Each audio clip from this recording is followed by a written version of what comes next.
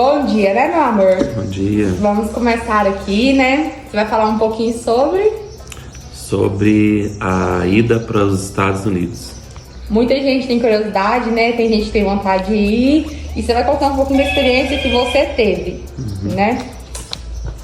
Eu separei algumas perguntas aqui. Creio que a gente vai ter que gravar 2 vídeos de 3 minutos, porque não vai dar pra resumir tudo em 3 minutos.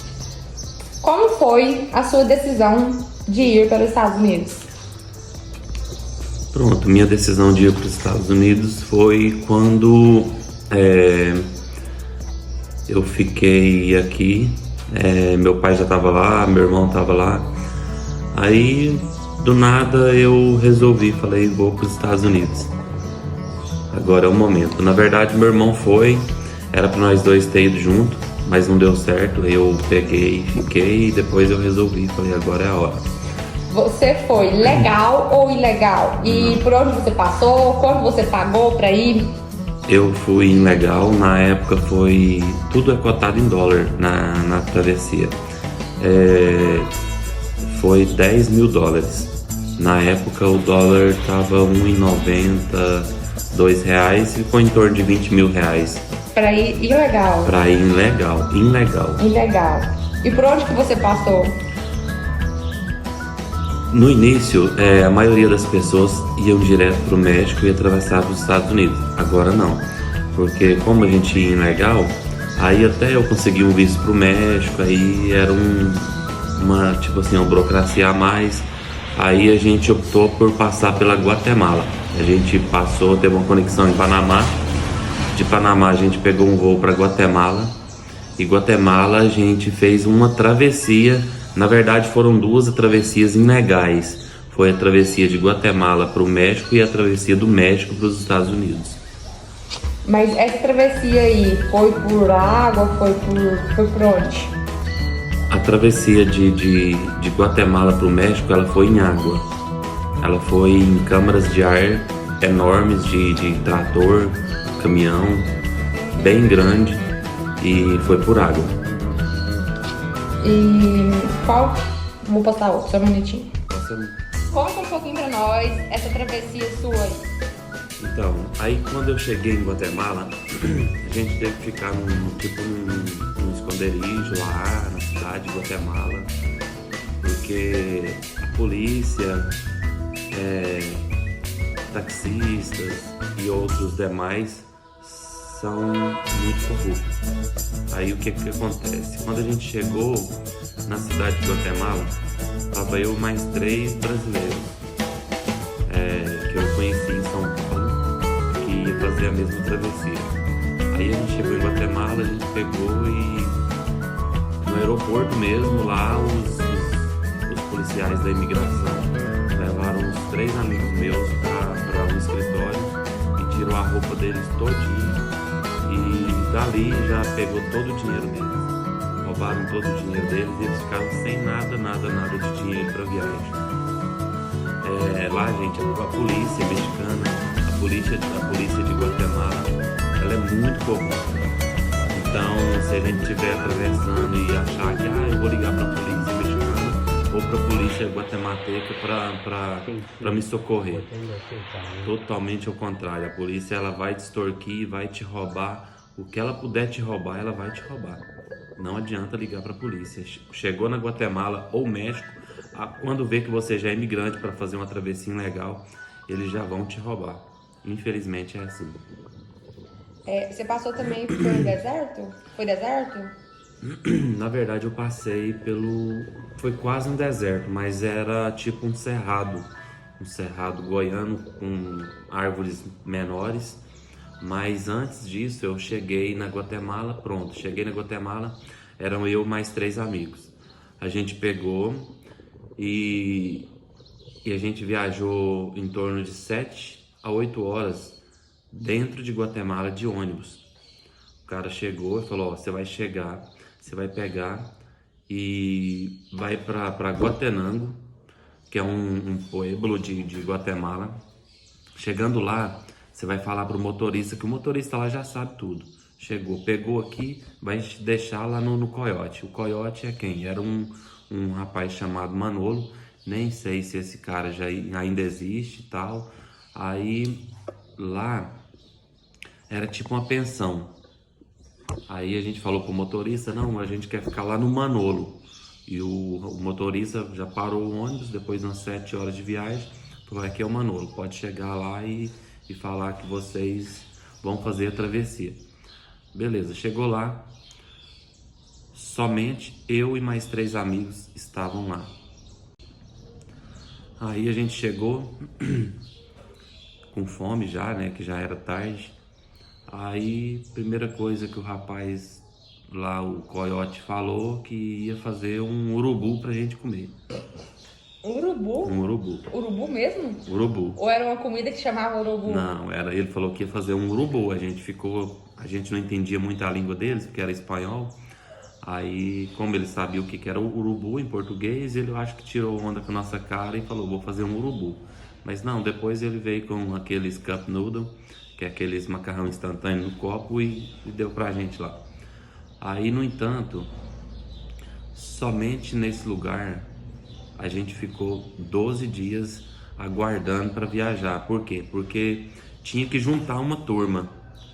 E essa turma, ela tinha saído um dia antes. E a gente chegou um dia depois. Então, até juntar a turma todinha para fazer a viagem, para fazer a travessia novamente, tinha que esperar juntar em torno de umas 80 pessoas. Aí a gente ficou 12 dias nesse lugar. Aí, às vezes comia uma coisa lá, tudo comida ruim, nada presta, porque a gente que é acostumado à comida brasileira, comida guatemalteca é totalmente diferente da nossa, não tem nada a ver. Aí uma mulher lá passando vendendo tortilha, eu falei, agora eu vou comprar umas tortilhas dessas pra gente comer, né? Tive que comprar e jogar fora. Não dá pra comer algumas coisas de lá de Guatemala. Aí a gente ficou 12 dias. De 12 dias a gente chegou 4 vans para pegar a gente. Pegou para fazer a travessia de Guatemala pro México. Aí tudo muito perigoso. Os coiotes todos armados, correndo, todo espantado. Então, num lugar daquele ali, o que acontece? Se a polícia chegar, salve-se quem puder, né? Aí foi assim, a gente chegou no lugar onde tinha um rio, perto da travessia, a gente foi para uma casa, um sobradinho lá, pegamos, fomos para lá, aí foi atravessando de 10 em 10, 15 em 15, 10 em 10, 15 em 15, chegou nossa hora, chegou no rio, todo mundo na cama de ar, fizemos a travessia do rio, atravessou o rio, no rio de lá já era México, aí no México a gente entrou na lavoura de milho, saindo da lavoura de milho, tinha um trieiro. Aí o coiote disse, ó, você vai sair do trieiro e esperar naquele lugar, lá num ponto. Lá tem um ponto que vai passar uma van. Então, e como a gente estava falando, aí a gente entrou na lavoura de milho e tinha uma saída. Nessa saída, você ia balançar a mão para uma van branca, tava passando na hora e tinha que entrar rápido, não podia demorar, porque ali eram todos imigrantes ilegais que estavam atravessando a fronteira. Aí a gente pegou e foi para esse lugar. Aí quando veio a van, a gente balançou a mão, vai para onde? Ah, vai para tal lugar. Aí beleza, esse rapaz já pegou, já deixou a gente em uma esquina lá. Aí ficamos do nada lá aguardando. Ele falou, ó, vai chegar uma pessoa aqui, vai falar tal palavra e é com ele que você vai. Beleza, pegamos e fomos com esse rapaz e fomos para um galpão enorme. E nesse galpão tinham mais ou menos umas 200 camas, tipo um ginásio de esporte. E lá lotado de gente e um caminhão lá para fazer tipo assim, uma travessia de um lugar, sair da zona de perigo, que é a fronteira, para um lugar mais distante. Aí a gente pegou e um caminhão lá com aquelas malhas trançadas, com um fundo falso, que cabiam mais ou menos umas 100 pessoas. Umas 100 pessoas nesse caminhão, um caminhão bem grande. E a gente olhava naquele caminhão, não tinha como visualizar alguém que estivesse lá dentro, porque era um fundo falso mas bem planejado, bem falso mesmo. E bem perigoso também, porque se acontece de um caminhão desse tombar ou acontecer algo pior, morre todo mundo, porque a gente fica preso entre as ferragens. Aí desse fundo falso a gente viajou em torno de umas 7 a 8 horas. Viajamos nesse fundo falso desse caminhão e dali então a gente pegou um ônibus, viajou em torno de umas 4 ou 5 horas, a polícia parou e foi mandando descer alguns brasileiros e roubaram mais dinheiro desses brasileiros. E chegamos em outro lugar, pegamos uma outra carreta bem grande, com aqueles gabines bem grandes, entramos em torno de 8 pessoas e ficamos nos fundos falsos da carreta também. Viajamos mais umas 3, 4 horas até chegar na outra zona de perigo, que é a outra fronteira dos Estados Unidos com o México, entendeu? A gente chegou nesse lugar, em Laredo, na cidade de Laredo, que ia fazer a travessia para Santo Antônio, São Francisco, dos Estados Unidos. Aí, então a gente pegou e chegou na outra zona de perigo, a gente foi para uma pensão, tipo um hotel.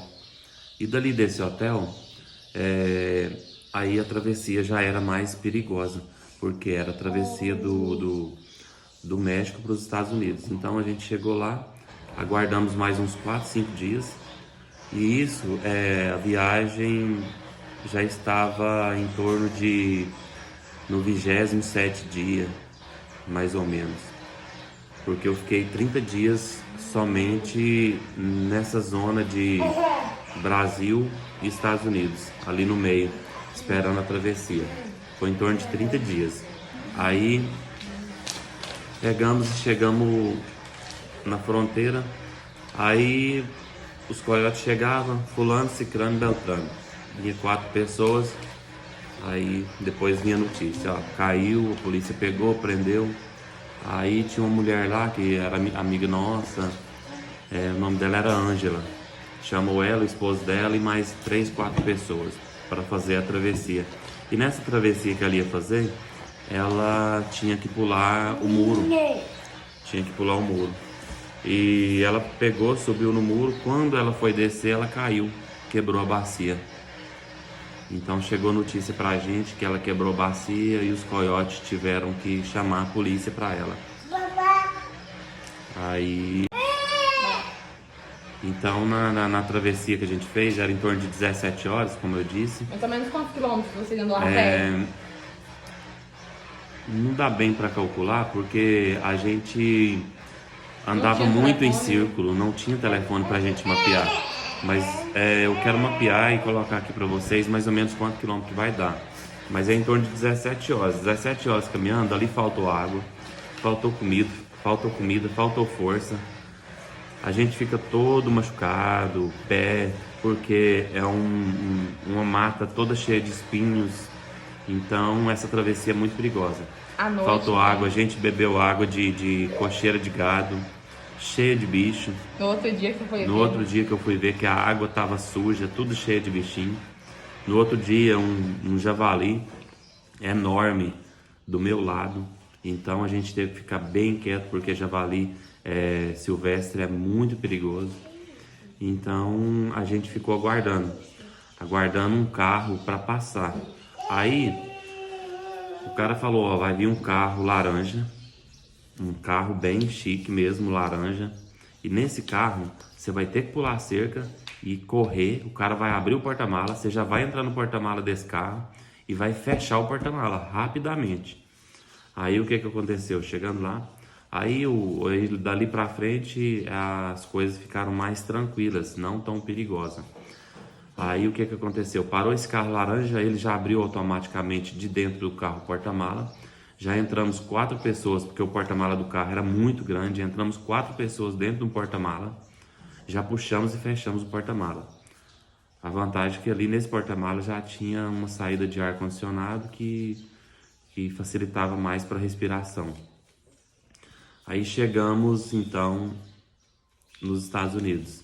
Fomos para Houston, cidade de Houston, que é uma cidade, a capital do Texas. Fomos para lá e dali então fomos para outra casa. E nessa casa tinham mais ou menos umas 100 a 120 pessoas nessa casa. Aí dali o que acontecia? Como o pagamento era feito depois da travessia, a gente esperava, eu estava esperando meu irmão, meu pai fazer o pagamento para fazer a liberação, porque eles não liberavam a pessoa se antes fazer o pagamento. Aí fazia o pagamento, já estava liberado e já podia ir. E dali então a gente pegou e meu irmão fez o pagamento, a gente pegou e seguiu viagem de Houston para Orlando, na Flórida. Tá, e chegando lá, a hora que você viu seu pai... Aí chegando lá, aí já foi tudo mais tranquilo. Estava bem acabadinho. Muito acabado, muito machucado, assado, bem assado mesmo, porque pela caminhada, a travessia, ela é muito desgastante. Então, já tava dando eu tava com um tênis, e ele tava todo cheio de espinho. Todo cheio de espinho mesmo, porque imagina uma pessoa fazer uma travessia ali talvez com um calçado fino, ou talvez uma rasteirinha mesmo de mulher, ela fica toda perfurada e machuca muito seus pés. Então a travessia é muito perigosa, não aconselho para ninguém. Legal?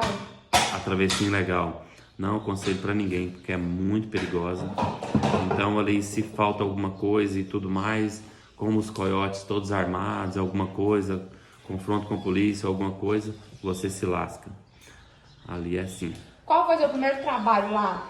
Meu primeiro trabalho, chegando lá, passou uns 3 dias mais ou menos, eu já fui trabalhar na área da limpeza, que eram umas lojas, a gente trabalhava, meu irmão era gerente de umas lojas lá de limpeza, e a gente fazia limpeza nas lojas da Target, que era tipo um supermarket lá.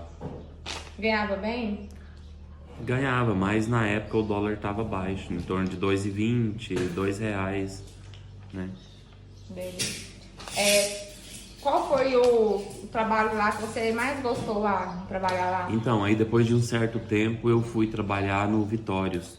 O Vitórios era um restaurante conceituado que vários brasileiros, quando saía para passeio na Disney, na Universal, que era em Orlando, que era a cidade turística, aí era um restaurante muito movimentado. Aí eu fui trabalhar no Gilson, os Vitórios, lá no restaurante do Vitórios. Lá só ia famoso, né? Lá ia muito famoso, era um restaurante muito conceituado, Qual muito famoso movimentado. Você conheceu que você mais gostou? De todos que você já conheceu lá? Você já conheceu muitos, né? Famoso, assim, carismático, muito amigo.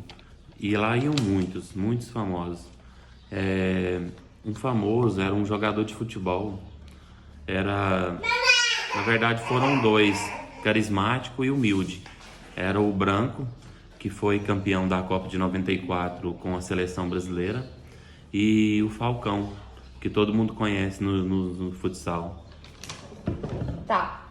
Qual foi o famoso que você menos gostou de conhecer lá no Vitórios, no restaurante? Tipo assim, o famoso que eu não gostei Você de tinha uma atender. impressão boa, mas depois que você conheceu, você viu Eu que tinha não... uma impressão dele e, tipo assim, eu achava que ele era uma pessoa, assim, mais humilde e que não era, que eu atendi ele, servi ele e tudo mais. Aí pedi pra tirar depois que eu atendi ele, servi ele muito bem atendido, e aí eu peguei e pedi pra tirar uma foto com ele. Aí ele já tirou foto de cara ruim, não deu atenção e foi arrogante. Quem? Que é o Zeca Pagodinho.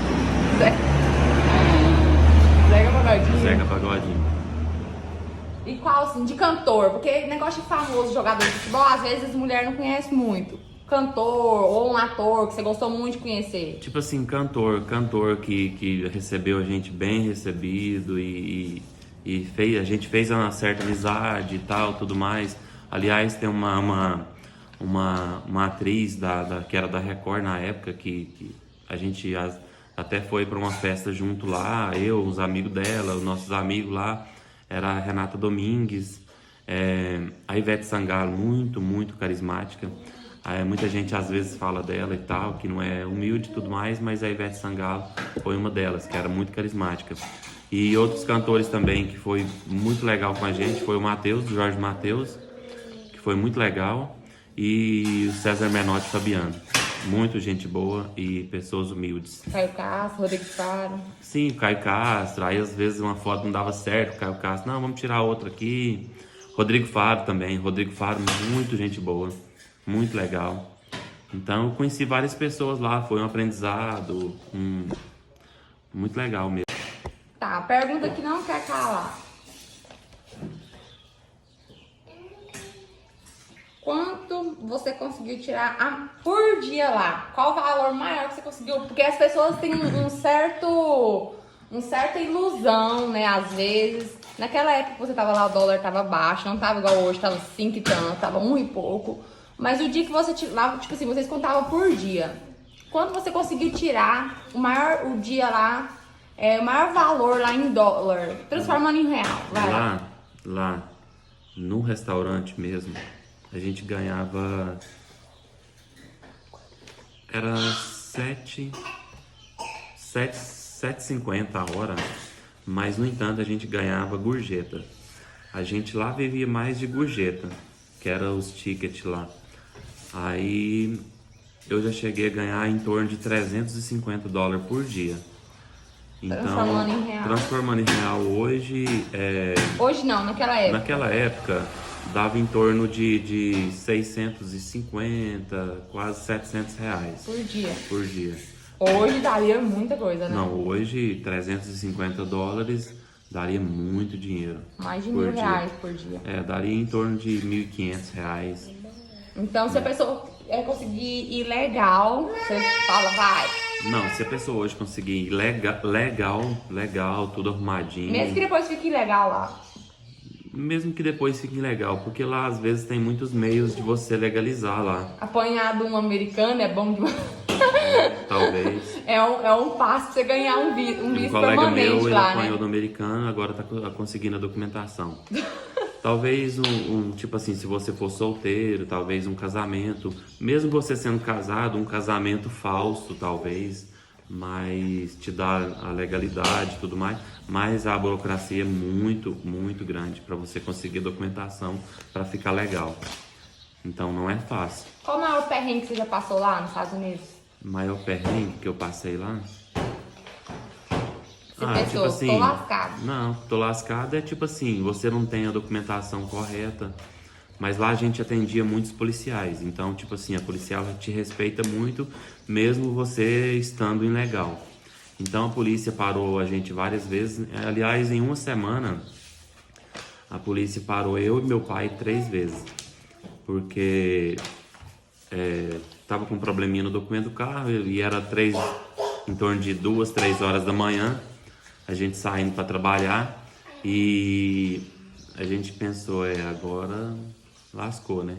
Mas aí foi tudo legal, a gente tava com o maquinário adequado para fazer o serviço de limpeza na loja e o policial falou, não, pode seguir viagem, que tá tudo. Aliás, os policiais muito educados, falou, não, eu vou te acompanhar até a loja lá, aí ele acompanha a gente até a loja. A partir do momento que você entra para a loja, aí o policial sai e vai seguir serviço novamente para finalizar lá. É essencial aprender a falar inglês morando lá ou dá para sobreviver sem falar inglês? Se você não fala inglês, você apenas fica como se diz, na mesmice lá. A partir do momento que você aprende a falar inglês, aí as portas se abrem. Você aprendeu sozinho? Eu aprendi algumas coisas sozinho com os amigos meus, colegas meus, e fui para a escola. Lá tinha uma escola que eu paguei, na época eu pagava $400 por mês para estudar, para aprender. Você já me contou, né? Até escutida que seu pai não era muito a favor de pagar a escola, ele achava que era um dinheiro desperdiçado. Ele achava que era um dinheiro jogado fora para pagar a escola lá, mas não foi jogado fora, porque tipo você aprendeu a falar. se chega um americano, você vai atender um americano.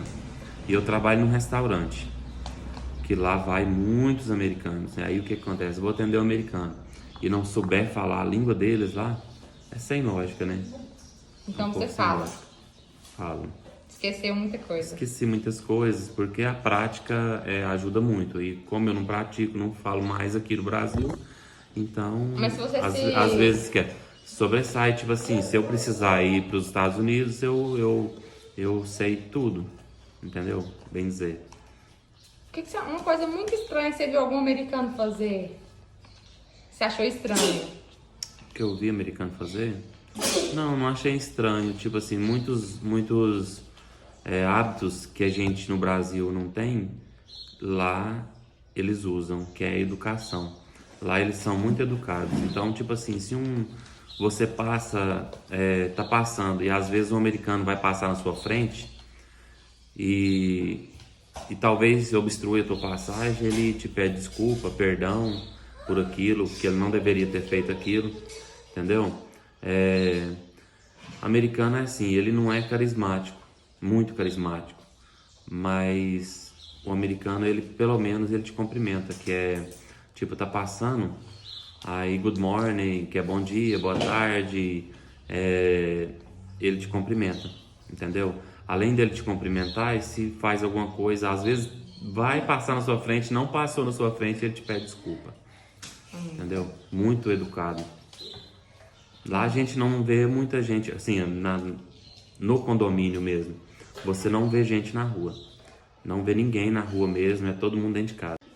Então é isso, né? Nós tentou resumir, mas ficou bem grande o vídeo. Ficou bem grande. Tipo assim, a gente foi para um lugar muito bom, que é Orlando, na Flórida. A gente viveu lá. Então, tipo assim, lá é uma cidade muito, muito organizada. Morou muito em Orlando limpa. e não gostava de ir na Disney? Me fala aí. Não, Disney, Meu tipo sonho assim, é ir na Disney. Meu sonho de criança eu interior. morava em torno de 15 minutos da Disney. Mas eu não gostava. Fui lá uma vez só e falei para os meus colegas, não vou ficar, vamos embora, aqui é muito chato. Mas já na Universal, lá a Disney é mais criança, na verdade. Você vai com filho e tal, leva a criança lá, é muito legal. Mas para adulto não tem muito assim o que se vê lá. Então qual parque você gostou mais lá? Na Universal Studios lá, na Universal eu já tinha o passe anual. Eu podia ir todos os dias para Universal, porque eu tinha o passe anual. E lá na Universal tem brinquedos tipo assim extravagante, mais visando adulto, né? Que é as rodas gigantes,